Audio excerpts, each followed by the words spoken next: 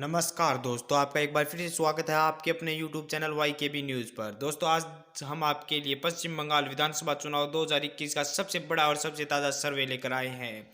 क्या इस बार के चुनाव में ममता दीदी एक बार फिर से सत्ता में वापसी कर पाएगी या फिर चलेगा नरेंद्र मोदी का जादू?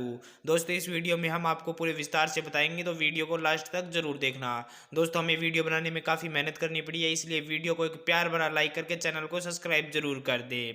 दोस्तों, बात करते हैं सबसे पहले बांकुड़ा जिले की। बांकुड़ा जिले में विधानसभा की कुल 13 सीटें हैं। यहाँ से तृणमूल कांग्रेस के खाते में 7 सीटें, भारतीय जनता पार्टी के खाते में 4, भारतीय कम्युनिस्ट पार्टी के खाते में 1 तथा 1 सीट कांग्रेस पार्टी के खाते में जाती हुई दिखाई दे रही है। वहीं पर दोस्तों, बीरभूम की बात करें तो बीरभूम में विधानसभा की कुल 11 सीटें हैं। यहाँ से तृणमूल कांग्रेस के खाते में 3, भारतीय जनता पार्टी के खाते में 7 तथा भारतीय कम्युनिस्ट पार्टी के खाते में 1 सीट जा रही है। दोस्तों, अब तक हमने पश्चिम बंगाल की 24 विधानसभा सीटों की बात की। अब तक टीएमसी के खाते में 10, बीजेपी के खाते में 11, सीपीआईएम के खाते में 2 तथा कांग्रेस के खाते में 1 सीट जाती हुई दिखाई दे रही है। वहीं पर दोस्तों, मालदह की बात करें तो मालदह में 12 सीटें हैं। यहाँ से तृणमूल कांग्रेस के खाते में 3, भारतीय जनता पार्टी के खाते में 7 तथा महागठबंधन के खाते में 2 सीटें जाती हुई दिखाई दे रही है। वहीं पर दोस्तों, अब तक हमने पश्चिम बंगाल की 36 विधानसभा सीटों की बात की, जिसमें से टीएमसी के खाते में 13, बीजेपी के खाते में 18, महागठबंधन के खाते में 5 सीटें जाती हुई दिखाई दे रही है। वहीं पर दोस्तों, अगले जिले की बात करते हैं तो अगला जिला है मुर्शिदाबाद। मुर्शिदाबाद में विधानसभा की कुल 22 सीटें हैं।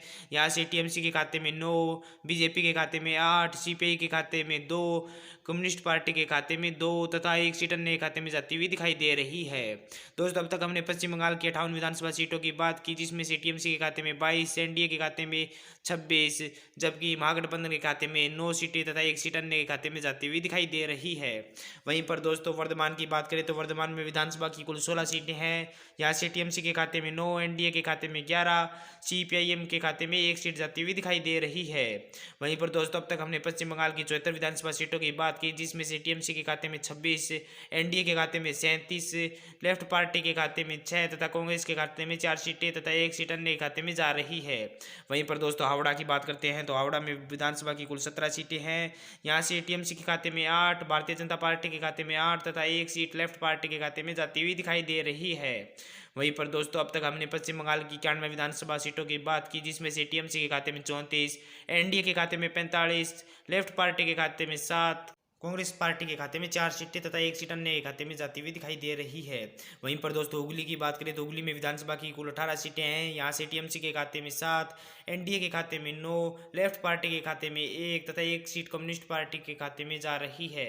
दोस्तों, अब तक हमने पश्चिम बंगाल की 109 विधानसभा सीटों की बात की, जिसमें से टीएमसी के खाते में 41, बीजेपी के खाते में 54, कम्युनिस्ट पार्टी के खाते में 8, कांग्रेस खाते में 5 तथा 1 सीट अन्य खाते में जा रही है। वहीं पर दोस्तों, पश्चिम बर्धमान की बात करें तो यहाँ पर विधानसभा की कुल 9 सीटें हैं, जिसमें से टीएमसी के खाते में 2, भारतीय जनता पार्टी के खाते में 7 सीटें जाती हुई दिखाई दे रही है। वहीं पर दोस्तों, अब तक हमने पश्चिम बंगाल की 118 विधानसभा सीटों की बात की, जिसमें से टीएमसी के खाते में 43, भारतीय जनता पार्टी के खाते में 61, जबकि महागठबंधन के खाते में 13 सीटें तथा 1 सीट अन्य के खाते में जाती हुई दिखाई दे रही है।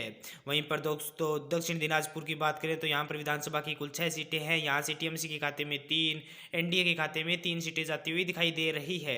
दोस्तों, अब तक हमने पश्चिम बंगाल की 124 विधानसभा सीटों की बात की, जिसमें से टीएमसी के खाते में 46, एनडीए के खाते में 64, सीपीआईएम के खाते में 8, कांग्रेस के खाते में 5 तथा 1 सीट अन्य किसी पार्टी के खाते में जाती हुई दिखाई दे रही है। वहीं पर दोस्तों, अगले जिले की बात करें तो कलिम्पोंग जिला, कलिम्पोंग में विधानसभा की कुल 1 ही सीट है। यह 1 सीट तृणमूल कांग्रेस पार्टी के खाते में जाती हुई दिखाई दे रही है।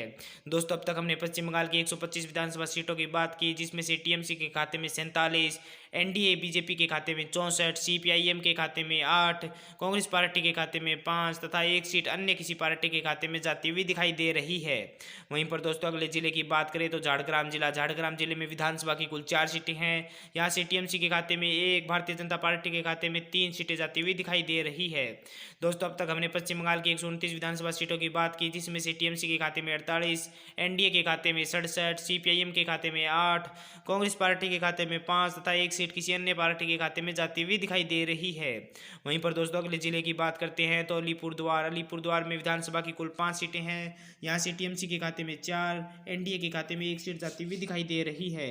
दोस्तों, अब तक हमने पश्चिम बंगाल की 134 विधानसभा सीटों की बात की, जिसमें से टीएमसी के खाते में 52, एनडीए के खाते में 68, सीपीआईएम के खाते में 8, कांग्रेस पार्टी के खाते में 5 तथा 1 सीट अन्य पार्टी के खाते में जाती हुई दिखाई दे रही है। वहीं पर दोस्तों अगले जिले की बात करते हैं तो अगला जिला है उत्तर 24 परगना। उत्तर 24 परगने में विधानसभा की कुल 33 सीटें हैं। यहाँ से टीएमसी के खाते में 14, एनडीए के खाते में 16, भारतीय कम्युनिस्ट पार्टी के खाते में 1 तथा 1 सीट कांग्रेस पार्टी तथा 1 अन्य के खाते में जा रही है। दोस्तों अब तक हमने पश्चिम बंगाल की 167 विधानसभा सीटों की बात की, जिसमें से टीएमसी के खाते में 66, एनडीए के खाते में 84, सीपीआईएम के खाते में 9, कांग्रेस के खाते में 6 तथा 2 सीट अन्य के खाते में जा रही है। वहीं पर दोस्तों उत्तर दिनाजपुर की बात करें तो उत्तर दिनाजपुर में विधानसभा की कुल 9 सीटें हैं। यहाँ से टीएमसी के खाते में 2 तथा भारतीय जनता पार्टी के खाते में 7 सीट जाती हुई दिखाई दे रही है। दोस्तों अब तक हमने पश्चिम बंगाल की 176 विधानसभा सीटों की बात की, जिसमें से टीएमसी के खाते में 68, एनडीए के खाते में 91, सीपीआईएम के खाते में 9, कांग्रेस के खाते में 6 तथा 2 सीटें अन्य के खाते में जाती हुई दिखाई दे रही है। वहीं पर दोस्तों अगले जिले की बात करें तो कूच बिहार में विधानसभा की कुल 8 सीटें हैं। यहाँ से टीएमसी के खाते में 2, भारतीय जनता पार्टी के खाते में 6 सीट जाती हुई दिखाई दे रही है। दोस्तों अब तक हमने पश्चिम बंगाल की 184 विधानसभा सीटों की बात की, जिसमें से टीएमसी के खाते में 70, एनडीए के खाते में 97, सीपीआईएम के खाते में 9, कांग्रेस के खाते में 6 तथा 2 अन्य के खाते में जाती हुई दिखाई दे रही है। वहीं पर दोस्तों अगले जिले की बात करते हैं तो अगला जिला है कोलकाता। कोलकाता में विधानसभा की कुल 11 सीटें हैं। यहाँ से टीएमसी के खाते में 4, भारतीय जनता पार्टी के खाते में 5, सीपीआईएम के खाते में 1, कांग्रेस के खाते में 1 सीट जाती हुई दिखाई दे रही है। दोस्तों अब तक हमने पश्चिम बंगाल की 195 विधानसभा सीटों की बात की, जिसमें से टीएमसी के खाते में 74, एनडीए के खाते में 102, सीपीआईएम के खाते में 10, कांग्रेस के खाते में 7 तथा 2 अन्य के खाते में जाती हुई दिखाई दे रही है। वहीं पर दोस्तों अगला जिला है जलपाईगुड़ी जिला। जलपाईगुड़ी जिले में विधानसभा की कुल 8 सीटें हैं। यहाँ से टीएमसी के खाते में 2, एनडीए के खाते में 5, सीपीआईएम के खाते में 1 सीट जाती हुई दिखाई दे रही है। दोस्तों अब तक हमने पश्चिम बंगाल की 203 विधानसभा सीटों की बात की, जिसमें से टीएमसी के खाते में 76, एनडीए के खाते में 107, सीपीआईएम के खाते में 11, कांग्रेस के खाते में 7 तथा 2 सीटें अन्य के खाते में जाती हुई दिखाई दे रही है।